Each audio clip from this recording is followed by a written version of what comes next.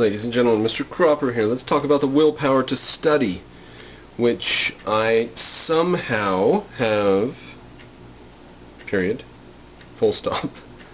The power to study is difficult to acquire. It's difficult to exercise. It's not a power, it is like a muscle or something. Now I want to talk about how to get around to it. My channel, I just realized a minute ago, my channel is evidence of my habits of study. Because somebody could criticize me and say, as they have, not necessarily criticism, but just, Mr. Cropper, you should do more 1 or 2 videos at a time instead of your long series, because you always do your long series in patches, and who knows how long it's going to be to the next patch and stuff. True. Now, right now I would say I've got the capitalism series is sort of open-ended. What do I have, 62 videos or something? The Greece series is definitely to be continued. The Civil War series on Lincoln is shut down. I'm done with that. I mean, I could do more on it, but it would be a new series, and I might even tag it onto the end there, but my point is it's not open. So I've got those 2 open. I got Aristotle's Analytics open. I got Aristotle's Nicoethics open. I've got Zarathustra is open, and there's some other playlists, I think, and I'm looking possibly at there's military history. I'm looking possibly at new projects. Now, the benefit of this seems like chaos and hecticism and craziness, but hecticism? From Hector? No. But it is evidence of how I think that people should study. You're reading a book. Say you're reading, you felt like the Constitution, so you'd pick up a fantastic book called Miracle at Philadelphia by Catherine Drinker Bowen, B-O-W-E-N. Fantastic book. I've read it through a couple of times, and I'm going to use it as a text in my school. So let's say you are reading this, and you're reading it for a month or something, a few nights a week, and you sort of just get bored. It's good, but there's this dry spell in one of the chapters that you get high-centered on, as it were. Now, some people just let that discourage them. They feel really guilty about not finishing a book. I am a bookophile, or something like that, but bibliophile. Book pervert. I have so many books on my shelves that I have started, read the introduction.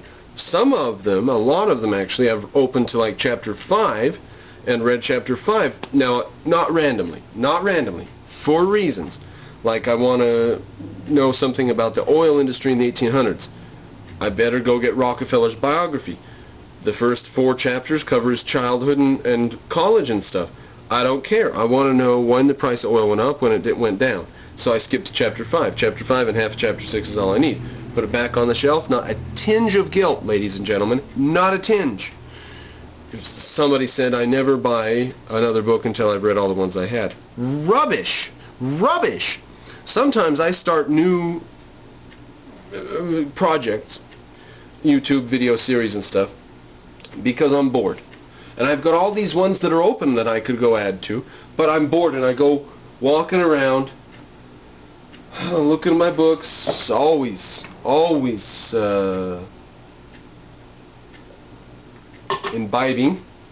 That helps it go. Pull out the old human accomplishment. Oh, the good days. Yeah, look at this chapter here. Oh, look at these notes. Still got notes in these. Haven't finished this book yet. Not all the way through. And then that reminds me of Dawn to Decadence next to it. And this tells me that I need to do a video series on the Renaissance. Aha. But not right now. I've got other video series open. But then one grabs my eye, Zarathustra, and I grab it and I open it and we go. Well, you should sort of, I think, allow yourself to be completely a whim worshiper in this sense. I don't think that you can be duty bound when things that are completely unnecessary. It is totally unnecessary that I read philosophy and stuff. Now, if it's something that's completely unnecessary, like a hobby, it's your hobby to make railroad trains or whatever. Whatever your hobby is, it's completely unnecessary. You cannot do it duty bound. You have to do it in a relaxing way that you, or maybe in a feverish way if you want to, whatever spirit strikes you, but you cannot consider it a duty. You can't say, oh, I'd love to read this book on Russia, but I haven't yet finished this book on the Renaissance, and that book on the Renaissance is boring, so I'm just going to go out and have pasta. You have to fly by the seat of your pants. Let the whim take you. Close one book, open another. Go online and buy books, $4 shipping and handling, plus $1 or $2 for a book. Buy used old books. You'll get a good library. You can get 5 good old books for the price of one new hardback, from Barnes & Noble or something. By all means, get the good new hardbacks once they have gotten old and gone on sale online. Aha! And never shy away from putting it down if you yawn. Put it down. Put it away. Go to something else. You got to. Now, let's say you feel reminiscent. You feel lazy. You're reminiscent or lazy. You don't want to think too hard. You don't want to focus too much. You want to go back and listen to that one series Mr. Cropper did. Oh, that was a great series. What was that on? Let's see. Oh, it was the middle part of his capitalism series on recessions in the 1800s. You go and you listen to it, even though you've listened to it before, and you absorb a few things, and it's lazy and it's a wasted night. No, not if your hobby is to study. If you feel like going and listening to something a second or third time, do it. If you feel like putting this book down, and maybe you don't pick it up, maybe you turn to worm food before you pick that book up again, fine. Just get your hands on another book. Open something else that interests you. That's not even a duty either. Sometimes I take months off, in a certain sense, doing basic activities and stuff like that. I took like 3 months totally virtually. I felt like a fish out of water, not studying at all when we near opened that restaurant in St. George. Some periods like that are going to go by, but overall your pattern needs to be, I want to study, I want it to be a hobby, I want to understand more. I do understand that we need to understand stuff. I'm not one of these people who thinks Washington's birthday is completely irrelevant. It's not an end in itself. It's not an end in itself to memorize dates and stuff, but it is not completely irrelevant either. So I want to know things.